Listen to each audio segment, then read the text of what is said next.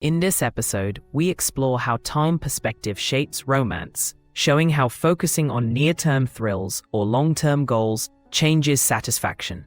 A couple debating a move across states illustrates how present-oriented partners chase excitement, while future-oriented partners seek stability. The practical takeaway is to name your timing preference, negotiate shared goals, and create micro-rituals that honor both lenses. Real-life example: they schedule weekly check-ins to review future plans while keeping spontaneous date nights alive for daily joy. By reframing time together as a blended story, couples reduce conflicts over goals and boost warmth in everyday moments.